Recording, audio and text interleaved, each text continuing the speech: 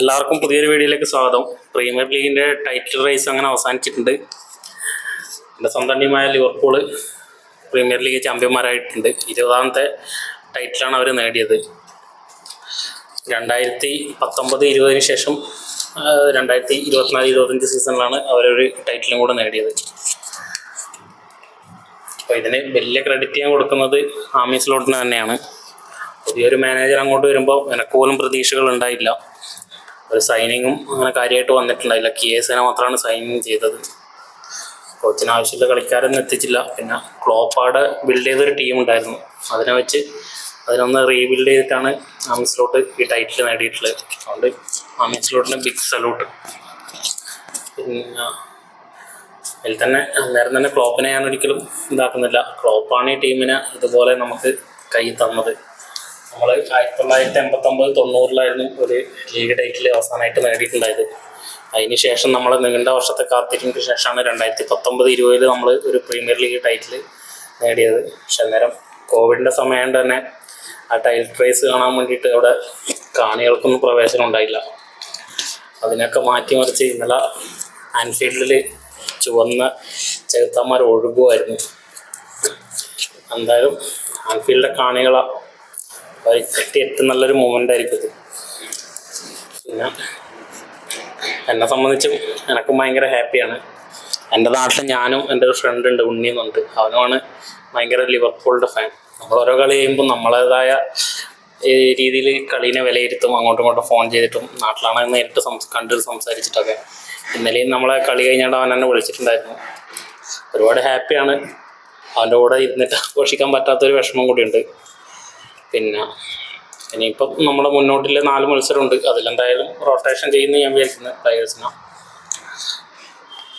പിന്നെ ഇനി അടുത്ത സീസണിലേക്ക് എന്തായാലും FSG ഇതും കണ്ടിട്ട് കുറച്ച് സൈനിങ് ആമി സ്ലോട്ടിന് നടത്തി കൊടുക്കണം എന്നാണ് എൻ്റെ അഭിപ്രായം. എന്തായാലും അടുത്ത വർഷത്തേക്ക് റയൽ മാഡ്രിഡും മാഞ്ചസ്റ്റർ സിറ്റിയും എന്തായാലും പ്ലെയേഴ്സിനെ ഇതാക്കാൻ വേണ്ടി മുന്നിൽ തന്നെ ഉണ്ടാവും. അപ്പോൾ അവരോടൊന്ന് കടപിടിക്കാൻ വേണ്ടി നമുക്ക് മെയിനായിട്ട് വേണ്ടത് ഒരു സ്ട്രൈക്കർ എന്തായാലും ആവശ്യമുണ്ട്. നല്ലൊരു സ്ട്രൈക്കർ, അതായത് ഇസാക്കിനൊക്കെ പോലത്തെ ഒരു സ്ട്രൈക്കർ കിട്ടിയാൽ ഒരുപാട് കിരീടങ്ങളിലേക്ക് ചിലപ്പം ലിവർപൂളിനെ എത്തിക്കും. അതുപോലെ റൈറ്റ് ബാക്കിലേക്കും ഒരു ഓപ്ഷൻ വേണം, ലെഫ്റ്റ് ബാക്കിലേക്ക് ഒരു ഓപ്ഷൻ വേണം. എന്തായാലും ട്രെൻഡ് അവിടെ നിന്ന് എന്തായാലും പോകേണ്ട സാധ്യത കാണുന്നുണ്ട് റയലിലേക്ക്. അതുപോലെ ഇപ്പോൾ ഒരു ന്യൂസ് കേൾക്കുന്നതാണ്, പിന്നെ മെക്കലിസ്റ്ററിനെ റയൽ മാഡ്രിഡ് സൈൻ ചെയ്യുന്നൊക്കെ. അത് എത്രത്തോളം കൺഫേം ആണെന്നറിയില്ല. പക്ഷെ മെക്കലിസ്റ്ററിനൊക്കെ അവിടെ നിന്ന് ഒരിക്കലും വിട്ട് കളയരുത്. പുള്ളിയുടെ കളി ഇന്നലെയൊക്കെ പുള്ളി കളിച്ച കളി ഉണ്ടല്ലോ, ആ ഗ്രൗണ്ടിൽ എല്ലായിടത്തും പുള്ളി ഉണ്ടായിരുന്നു. എനിക്ക് ഭയങ്കര ഇഷ്ടമാണ് മെക്കലിസ്റ്ററിനെ. ഒന്നാമത് ഞാൻ ഒരു അർജൻറ്റീന ഫാൻ ആയതുകൊണ്ടായിരിക്കും. എനിക്ക് പുള്ളീനെ ഭയങ്കര ഇഷ്ടമാണ് മിഡ്ഫീൽഡ്. അതുപോലെ സോബസ്ലായി ആയാലും ഗ്രാവംബർഗ് ആയാലും എല്ലാവരും നല്ല മികച്ച കളിയാണ് കളിച്ചത്. എന്തായാലും നമുക്ക് ഒരു മിഡ്ഫീൽഡിലേക്കൊരു 1-2 ആളും ഒരു സ്ട്രൈക്കറും ഡിഫൻസിലേക്കും വേണം. വാൻഡേക്കിനൊന്ന് റെസ്റ്റ് കിട്ടാണ്ടാണ് വാൻഡേക്കൊക്കെ ഈ സീസണിൽ കളിച്ചുകൊണ്ടിരിക്കുന്നത്. അപ്പോൾ ഇടയ്ക്ക് പുള്ളിക്കും ഒരു റെസ്റ്റ് കൊടുക്കാൻ വേണ്ടി പുള്ളിക്കൊരു പെയറായിട്ട് നല്ലൊരു കളിക്കാരനെ എത്തിച്ചു കഴിഞ്ഞാൽ അടുത്ത ചാമ്പ്യൻസ് ലീഗും പ്രീമിയർ ലീഗൊക്കെ വീണ്ടും നമുക്ക് കൈപ്പടിയിൽ ഒതുക്കാൻ പറ്റുന്ന എൻ്റെ വിശ്വാസം.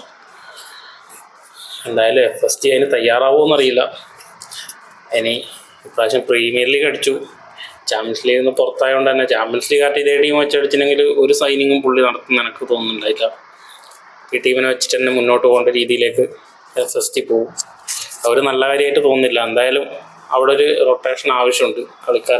കുറച്ച് ആൾക്കാർക്ക് എന്തായാലും അവിടെ നിന്ന് പോകാനുള്ള സാധ്യത കാണുന്നുണ്ട്.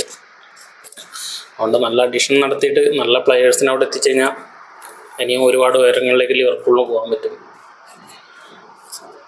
എന്താ പറയുക, എന്തായാലും പിന്നെ നമ്മുടെ ഗോൾഡൻ ബൂട്ട് റേസിൽ 28 ഗോളോ 29 ഗോളായിട്ട് സ്ഥലം തന്നെയാണ് മുന്നിൽ. പിന്നെ ഇന്നലത്തെ മത്സരത്തിലേക്ക് വന്നു കഴിഞ്ഞാൽ സ്പേഴ്സിനെ 5-1 തോൽപ്പിച്ചത്. അതിൽ തന്നെ ടോട്ടനത്തോട് 5 കൂടുതൽ ഗോളടിക്കേണ്ട അവസരങ്ങളുണ്ടായിരുന്നു. അതിൽ ഗ്യാപ്കോക്ക് നല്ലൊരു അവസരം കിട്ടിയ സമയത്ത് പുള്ളി സെൽഫിഷ് ആവാണ്ട് സലക്കൊരു പാസ് കൊടുത്താണ്. പുള്ളിക്ക് സുഖമായിട്ട് അത് ഗോൾ അടിക്കാൻ പറ്റുമായിരുന്നു. അത്രയും നല്ല ആംഗിളിൽ നിന്നായിരുന്നു പുള്ളിക്ക് കിട്ടിയത്. പിന്നെ അതുപോലെ തന്നെ ഡാർവിൻ ന്യൂനസ് വന്നിട്ടും പുള്ളിക്ക് അതുപോലത്തെ ഒരു ചാൻസ് കിട്ടിയായിരുന്നു. പുള്ളി സലേനെ പിക്ക് ചെയ്യാൻ നോക്കി, പക്ഷെ ആ പാസ് നല്ലൊരു പാസ്സായിരുന്നില്ല. പിന്നെ 2-3 നല്ല സേവിങ്ങും ടോട്ടനത്തിൻ്റെ ഗോളി നടത്തിയിട്ടുണ്ടായിരുന്നു. ഒരു 7-1 ജയിക്കേണ്ട ഒരു മത്സരമായിരുന്നു. അലിസൺ അങ്ങനെ കാര്യമായിട്ട് ടെസ്റ്റ് ചെയ്യാനൊന്നും അവർക്ക് ഒരിതുണ്ടായില്ല. സെക്കൻഡ് ഹാഫിൽ എന്ന് പറഞ്ഞു കഴിഞ്ഞാൽ ലിവർപൂൾ ആരെ കയ്യിലെ ബോൾ കിട്ടുന്ന അവർ ഷൂട്ട് ചെയ്യുന്നൊരു പരിപാടിയാണ് കണ്ടത്.